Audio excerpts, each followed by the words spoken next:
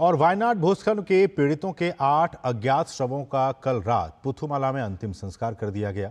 सरकार द्वारा निर्धारित प्रोटोकॉल का पालन करते हुए इससे पहले सर्वधर्म प्रार्थनाएं की गईं और बाकी शवों के आज अंतिम संस्कार होने की उम्मीद है। इस अंत्येष्टि कार्यक्रम में राज्य के मंत्री के राजन उपस्थित थे। वायनाड जिले के अधिकारियों ने कहा कि राहत शिविरों और राहत संग्रह केंद्रों के रूप में कार्य करने वाले स्कूलों को छोड़कर सभी स्कूल आज से फिर से खुल जाएंगे। इस बीच राज्य के राजस्व मंत्री के राजन ने कहा कि तलाशी अभियान में सहायता के लिए सेना के और जवानों और प्रशिक्षित डॉग स्क्वाड को मेरठ से हवाई मार्ग से भेजा जाएगा। और वायनाड त्रासदी में लापता लोगों को खोजने का काम जोर शोर से चल रहा है। सेना ने अब रडार के माध्यम से लोगों को खोजने का काम शुरू कर दिया है। हालांकि अब मलबे में दबे किसी भी व्यक्ति के जीवित बचने की संभावना बिल्कुल ही ना के बराबर है, लेकिन फिर भी प्रयास जारी हैं। मुंडकई के ग्राउंड जीरो से हमारे सहयोगी नीरज सिंह की ये एक्सक्लूसिव रिपोर्ट देखिए।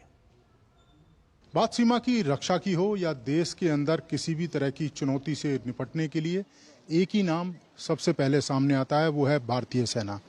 वायनाड में भी जब लैंडस्लाइड हुआ और आपदा यहाँ पर पहुंची तो सबसे पहले आप देखें कि जो सेना के लोग हैं उन्होंने रेस्क्यू ऑपरेशन में एक बड़ी भूमिका निभाई थी।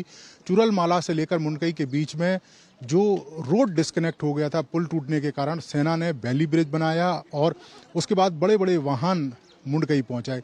इसके बाद अगर आप देखें कि सेना के द्वारा रडार यहाँ पर पहुंचाया गया है और उस रडार के द्वारा यहाँ पर खोजा जा रहा है जो लोग मिसिंग हैं। कठिन जितनी भी परिस्थितियाँ होती हैं, सेना का जो साहस है उतना ही ज़्यादा मजबूत होता है। यही कारण है कि परिस्थितियां कैसी भी हों, जब सेना वहां पहुंच जाती है तो स्थितियां अनुकूल होना शुरू हो जाती हैं। और यहां पर भी चूंकि अभी बड़ी संख्या में जो लोग मिसिंग हैं उनको खोजने का काम है, तो आप देखें सेना ने बड़े बड़े इक्विपमेंट पहुंचाए, एनडीआरएफ के लोग यहां पर लगे हुए हैं, डॉग स्क्वाड पहुंचाए और अब रडार के द्वारा इस मलबे में जो लोग खो गए हैं उनको खोजने का प्रयास सेना कर रही है। कैमरामैन मोहित उइके के साथ नीरज सिंह, ग्राउंड जीरो, वायनाड। और वायनाड में सेना लगातार रेस्क्यू ऑपरेशन चला रही है। आपने देखा इन तस्वीरों में सेना के लेफ्टिनेंट कर्नल राहुल पंकज से डीडी न्यूज की टीम ने खास बातचीत की और जाना कि कैसे चल रहा है ये सारा का सारा रेस्क्यू ऑपरेशन। सेना के लेफ्टिनेंट कर्नल राहुल पंकज जी इस समय हमारे साथ हैं। सर, आपको यहाँ पर मुंडकई विलेज में रेस्क्यू की जो जिम्मेदारी दी गई है, किस तरह से रेस्क्यू चल रहा है और अभी क्या स्थिति है? देखिए, मुंडकई विलेज में अभी जहाँ तक रेस्क्यू का सवाल है तो जितने भी घर जो तबाह हुए थे हमने जेसीबी से उनको पूरा का पूरा एरिया जितना भी वो क्लियर करके पूरा चेक कर लिया है। अभी तक तो हमें कुछ नहीं मिला है। आज सुबह में मस्जिद एरिया जो आपके बिल्कुल पीछे में है उसमें भी हम लोगों ने चेक किया था। तो अभी चल रही इंडियन आर्मी लगी हुई है काम पे सर।